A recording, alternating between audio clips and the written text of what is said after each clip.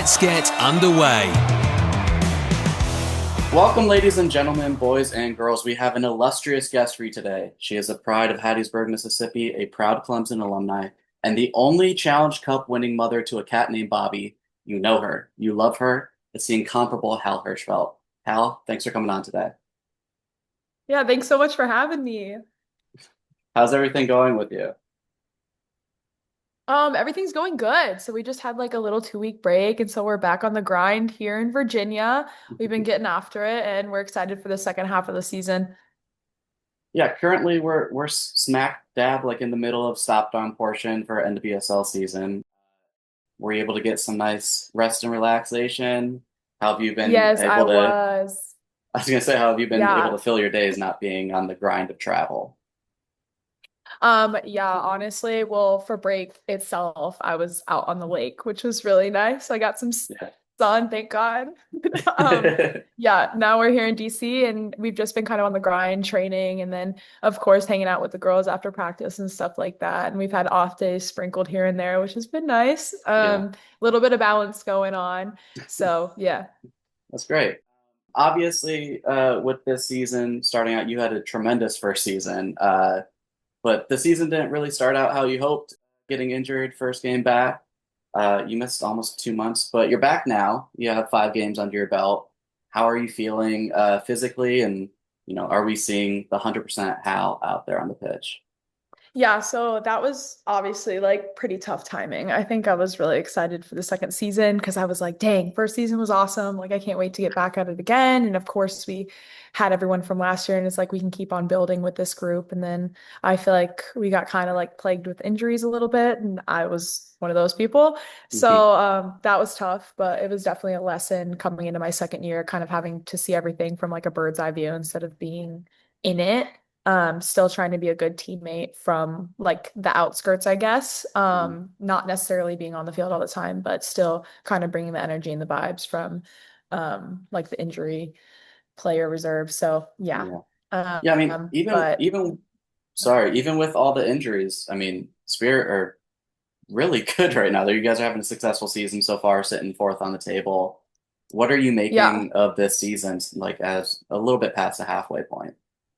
Yeah, so I think the first half of the season, like you said, we had a lot of stuff happen. I mean, the NWSL is never known for being boring. Yeah. So, I mean, we've not only have we had like a ton of injuries, but we've also had like coaching changes, staffing changes, stuff like that.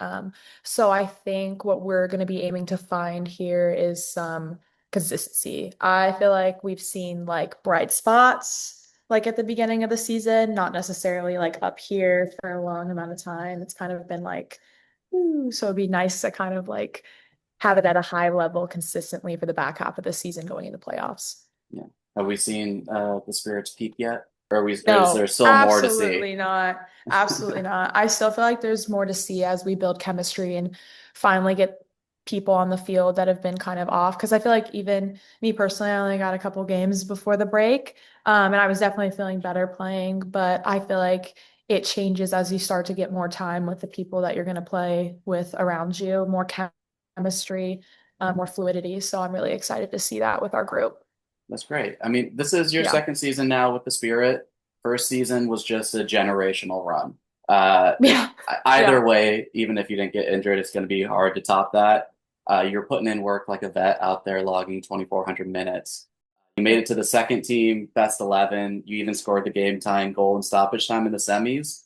And Spirit went on to win in pens, and well, that's where the season stopped right there.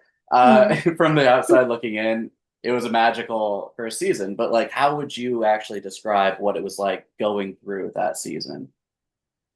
Um, that's a good question. I honestly just feel like it was, I know on the outside, it's like amazing. You're winning all the time. Like you're going through the ranks, like you're going to the final and everything. But it was such a year of like intense learning for me. And I'm sure like my whole rookie class could say that because we had a big class of youngsters come in with the draft and everything. Yeah. And I feel like it was a lot. I mean, it was amazing, but at the same time, like kind of going through that whirlwind, I feel like it honestly set us all up for like a better career, kind of getting thrown into that fire Mhm. and having to win and deal with it regardless. And I thought we crushed it, and I really want to get back to that this year as well.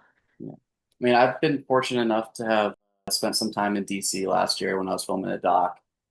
One thing that stuck out to me was seeing how much Spirit gear I saw just like walking through the street. Hardly any DC United gear, Yes.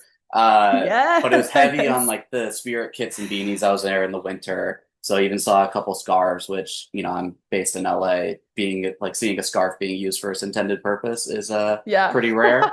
Yeah. How have you acclimated to the city, and what's the atmosphere like with the fans showing out? Oh my God, they're the best. Like, I mean, I even have friends on other teams that come to our field and they're like, this is such a vibe. And I'm like, yeah, this is our home field. Don't worry about it. We're used to this. Yeah, But they're always showing up for us. And honestly, it's such a blessing. Like as a rookie, like this is all I know. And it's crazy that only a couple years they were only getting like 5,000 people, and now like 15,000 is like a lower number for us, which yeah, is just like insane to think. And I think it just goes to show like the growth of this sport and the league and kind of what our team wants to do, how we're kind of like breaking boundaries with numbers and stuff. And I just feel so proud to be a part of a city that shows up for their women's sports like that.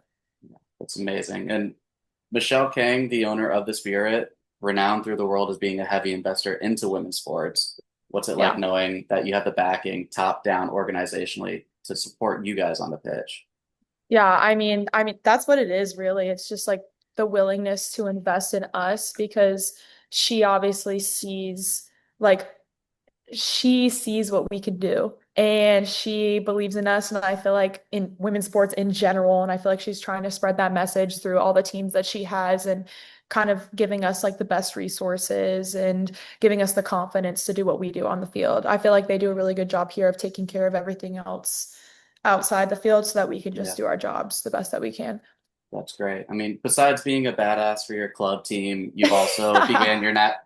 I speak facts and English. Those are my two languages I Thank you. speak. I appreciate it. You've Yeah. also began your national team career with the U.S. You're at alt for the 2024 Olympics in Paris. I've talked to a couple of the players on the men's side who are alts, and while they would have liked to play, they were also amazed just, having that opportunity for their country. Was For it, sure. what was that moment like when you got the call to represent your country? And I'm sure that little girl from Mississippi would have been like over the moon to hear that. Yeah, I mean, honestly, if you were gonna ask me, like, of course, I mean, that was my dream to make it to that level. But if you were to tell me like it would have happened that fast into my rookie year out of college, I would have been like, what? But I mean, it just goes to show like they are rewarding players who are showing out in the league. It's not kind of like how it was before, where the group was a little like it wasn't really changing that Hmm. often. Which is fine. We had some generational names back then, but also it's good to get that young blood in, that competitive spirit. And I just think that like that was like a big testament to what they're doing now. Like if you're performing in the league, like you will get call-ups. Yeah. And it was amazing. Like I've harped on this a million times. I sound like a broken record, but that was literally my first time out of the country. It was Oh the yeah. Olympics. And it was just insane. Like yeah, telling my family was just, I mean, like no one in my family's ever been out of the country Okay. and except for my dad, he was in the military, but like telling them that I was going to Paris like for the Olympics, like I mean, it was one of the best moments of my life. Yeah. I mean, plus side, you're in France in the summer is not a bad way to spend your time. Right? Uh, Like I we were on know. the And beach for a little bit too. I was like, what is this? and Yeah, we ended up taking home first place. I mean, it was the right? first time I heard that a alternate doesn't get a medal. I'm sure you can't say, so I'll just give a look into the camera for you. Yeah, Uh, yeah. but were you able to soak up any of the sophisticated Parisian culture while you were there?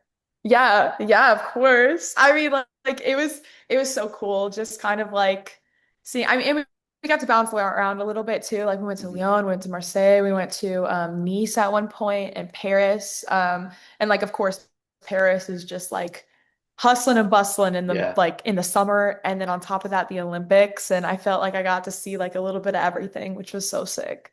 Yeah. Since the Olympics, you've been capped 3 times now. You made your first start on Mhm. October 30th. Have to assume there were a lot of emotions there. What was going through your mind to finally take the pitch? Oh my God, like a lot of stuff. Like, of course, you have like a little bit of, I wouldn't say like anxiety. I try to like reframe it as like I'd be excitement. Like, I anxious. was more so like, yeah, I was more so like excited. Like, I was like, Mhm. oh my God, like, I know I deserve this. Like, I just got to do what I do best. I got to do what I'm good at and just try to play my game. You're Okay. coached by one of the best managers, male or female, to ever touch this game. What are those conversations like with Emma Hayes? And have you been able to glean anything from her? Yeah, so I feel like throughout the course of the Olympics, I feel like that was like our camps are typically like 2 weeks, and the Olympics, I got like a whole month with that staff. And I feel like I got to learn so much from them, like even from like the little things, like when it comes to recovery and like what I need to do for myself off the field, and then also on the field, like the mentality that comes with kind of like grinding through a major tournament like that. Just being on the road and having that competitive mentality for the entire month that you're there, regardless of how hard it is. I just think that that's also ingrained in us as like the Mhm. US like women's national team, like having that bite. um, but yeah, just learning from her was insane. And also just kind of like the picture that she has for this team and like what she wants to grow it into. I mean, it's just like so exciting. Like if you listen to her talk about it, it's like it like pumps you up. Yeah, I'm sure. Yeah. You were originally born in what I think is one of the greatest cities in the U.S., which is sunny San Diego. Your San family was Diego. your family was military, right? Yeah. Of course, that comes with being moved around. What was that experience like? I honestly, a lot of people ask me how it was moving around a lot. And they're like, ah, was it so hard? Was it so hard? And I'm like, that's all I knew. Mhm. So I really like, I didn't notice how it affected me until I got older, I guess. Like I'm just so used to being on the move and like willing to adapt, like whether it comes to soccer or like when I get thrown into a new school or just like new environments in general. I feel like it's really helped me out in that sense. Like Clemson college was literally the longest I'd ever lived anywhere, which was crazy, 4.5 years. Um, but yeah, I do. I think through college, I learned that it's also nice to kind of be somewhere for a little Yeah. bit, just being able to like grow the relationships that you have and not constantly having to bounce around. But I think it did give me really good qualities that have made me like the person and the athlete that I am today. Mhm. Just having to adapt and kind of acclimate to wherever I'm thrown into. Do you think that it was a positive in like the way that it's a clean slate, or did you feel like it's a positive because you had to prove yourself every new place that you went? I think that's where I've gotten like my mentality of Hmm. like having to prove myself. I feel like I go into a lot of situations with kind of like a chip on my shoulder. Sometimes it's like it's I get so wound up and I'm so pumped up and I want to get after it. And I feel like when I do get thrown into these new environments, I have that same mentality as I did when I was younger, getting thrown onto a new club team or a new Yeah. school, and just having to play ball at the end of the day. So, Yeah. I think it's helped me out coming into this league quite a bit. Yeah. I mean, I think most people wouldn't assume Mississippi is like a hotbed for soccer talent or even soccer No, fandom. How no. did your love for the game begin?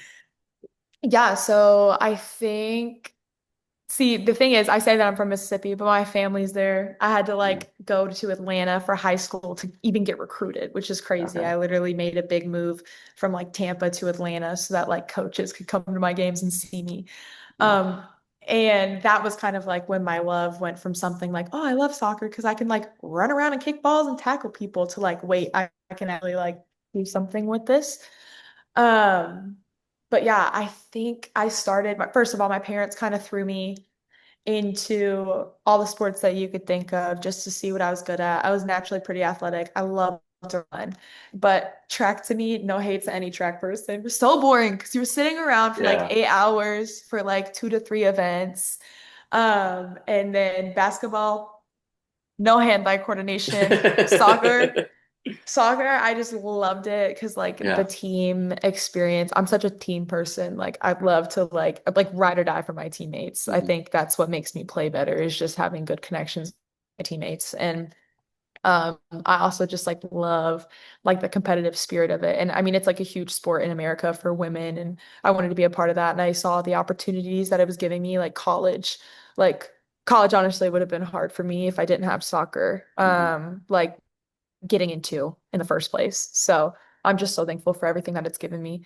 And I've been able to travel so much. I've been able to Hmm. see so many places, and it's honestly just such a blessing that I've been able to do what I've have with it. Yeah. I mean, both of my kids, I have a 5-year-old boy and a 3-year-old girl, and they Mhm. adore soccer. They're at the stage where it's Oh. like, I need to win, I need to score, and I'm like, guys, let's just have fun out there, and learn Yeah. what it's like to be on a team. Any Yeah. advice for kids growing up who want to be the next Hal? Oh gosh. Hmm. I just say like for me it's like an effort thing. And I sound like a broken record when I say that because that's just like my number one thing. But like you can control your effort every single day. And like you can have fun with it too. Like it doesn't need to be like crazy, like I need to kill everyone and win. Like no.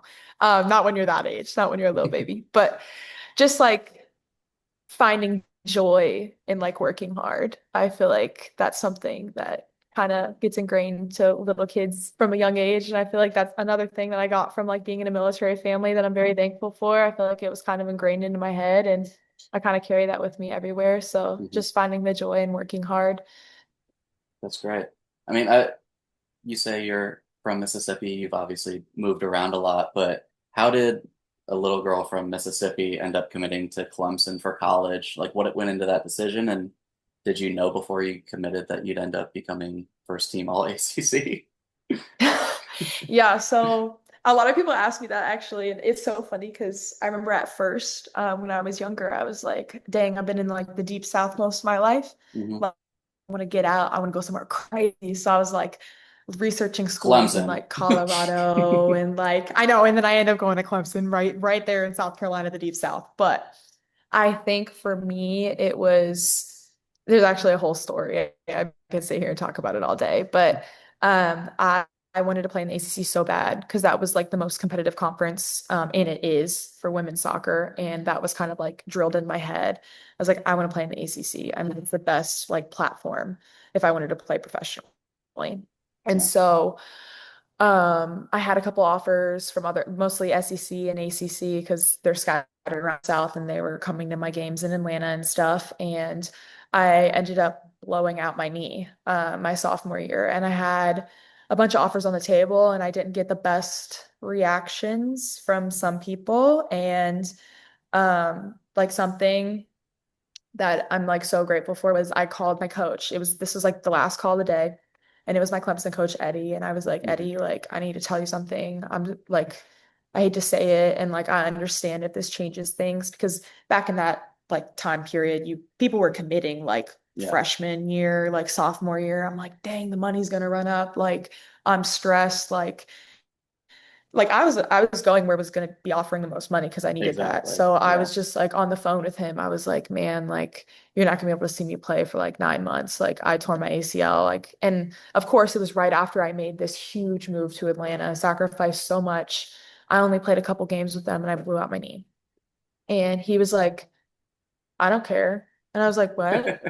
And he was All like, right, I really don't Eddie. care. I know. Yeah. He was like, I don't care. He's like, you're gonna Yeah. be a better player from this. Like, I don't care. He's like, take your time, come back. Like, I believe in you. My offer stands. And I was like, go Tigers. So I Yeah. ended up, I ended up going there and I stayed my COVID year and everything. And I stayed my COVID year honestly because I had belief that we could do more. We didn't have the best first couple years. And sure as shit, we make it to the final four. Hmm. And I feel like that was just the beginning of everything for me, being able to play the spirit and I mean, if you were to ask me from my freshman year if I thought I was going to be like all ACC and be on a Final Four championship team, that was what I wanted. But I really didn't know because my first couple years we didn't do too hot. And I think for me, it was just like getting buy-in from the team. We had a big class of fifth years and we wanted it, but it was like convincing like everyone else that like you're gonna do it. And even if you don't want to do it, it's because we want to do it that you're gonna do it. You know what Yeah. I'm saying? So that was kind of like such a big lesson. when it came to like leadership and like what a team could be capable of if you just get everyone on the same page. Um, so yeah, long story, but I mean, story of your life is perseverance and going through yeah, obstacles and coming out on the other side better off. yeah, yeah. So if we have a little bit of time here, I want to close this out by playing a quick game. I change the title every single time. This one's called Welcome to the Jungle Clemson Edition.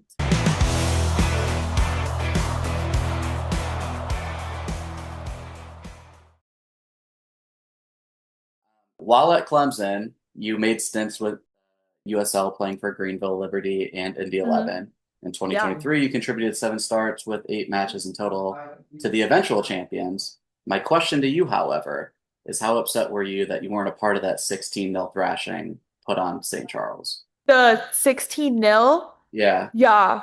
I was like, oh my God, that was crazy. Yeah. At that point, it's like, ooh, how No, upset. yeah. They didn't need me. They were fine without me. They didn't even need me. Next question. I mentioned at the top, but you are a pet mom to Bobby, a cat you Yes. got a couple years ago. Bobby has garnered quite a lot of attention online, and frankly, I'm surprised there's not a fan club made yet. Is it difficult living in a house with two celebrities? Yeah, we fight all the time. We beef about it. She thinks she's Yeah. so big time now. So Yeah. it's tough. We're always butting heads about it, but we make it on the other side. At the end of the day, she wants treats from me, so she's gonna act right. Yeah, exactly. Got to know who's the boss and at the end. Yeah, you gotta assert your dominance. At the end of the day, I have the treats. Yeah. What would you say? I think I know the answer to this, but what would you say has been the highlight of your career so far? Mm, honestly, like I between the Olympics and making it through the playoffs, maybe the semifinal game, Mhm. honestly, with the Spirit. So there's one national team one and one club one. Those are Yeah. my two faves. DC is known for having a pretty great food scene. What's your go-to off day cheat meal? Off bake meal. Oh my gosh, I love a good baked bagel. There's a ton of like baked bagel places around here, and that's what I'll do. I'll get coffee from Goose Cup, and then I'll get a baked bagel. That's Okay. my every off day. These people haven't paid me, but if I can offer you some recommendations, if you haven't gone to Retro Bodega and had the short rib pappardelle, it's life-changing. And I'm literally also, gonna put that in my notes right yeah, now. I'm gonna put every day that. that we ended filming, we would go get a bottle of wine and get some pappardelle, and it was the Oh, that best part sounds of the trip. good. Yeah, And then that sounds also so good. Perry's is right down the street, great sushi spot, so you can't really go wrong with either. Yes, that's probably my favorite meal. It's not my off day meal because it's so far from us. We're Yeah, kind of out in Virginia, but like that's my favorite meal that I've had in DC, hands down. Perry's. phenomenal. And they're so Yeah, it nice was and like amazing. attentive, and it's a great Right? experience. Yeah. Yeah, it was amazing. You are one of the only professional soccer players to be interviewed for the Wall Street Journal for your coffee knowledge while traveling. What's Yeah. your go-to coffee place, and what is Hal ordering? Oh my gosh. So, my go-to right now is probably, I kind of like mix and match. So, I went to Second Nature. So, we're kind of near Leesburg, and I love Second Nature because it's kind of like a little hole in the wall and they have like good coffee. Like, you can kind of taste the coffee even if you get a latte with like Yeah, other stuff in it, which I love. And they have like this honey lavender one that I've been really into lately. So I'll get like a hot, small honey lavender latte. It's kind of been my vibe recently. very nice. Um, and then finally, goals to finish out the season. Oh, I want to win a championship. We made it all the way to Pretty one good last year goal. and Pretty didn't good win it. goal. Yeah, that is my number one goal. Okay, I'm on my get back season. I want a championship so bad. And then like what I said earlier about just consistency, like Mhm. I want to know that we got it every single game coming into that game. We had bright spots earlier in the season, but I just want to be like Yeah, consistent. amazing. Yeah. Well, that has been the game Welcome to the Jungle, and that wraps up Hal's time here on Underway. Hal, thank you again for coming on and sharing your time with us. Yeah, It's great to see you back yeah. on the pitch and continuing your dominance. Did you want to end this by telling everyone where they can find you and anything that you have going on that you might want to plug as well? Yeah. Okay, so my Instagram's Hal Hirsch, and then my TikTok, which I actually don't know if y'all want to see that because I act like an idiot on there, but my TikTok's also Hal Hirsch. I do some coffee reviews and food reviews on there, believe it or not. So if you're into the DC Beautiful. Virginia food scene, then take a look, maybe a little bit of soccer content, and sometimes I just act like an idiot. So there you go. Wonderful. All right. Well, thank you so much, Hal. Appreciate it. Yeah, thank you.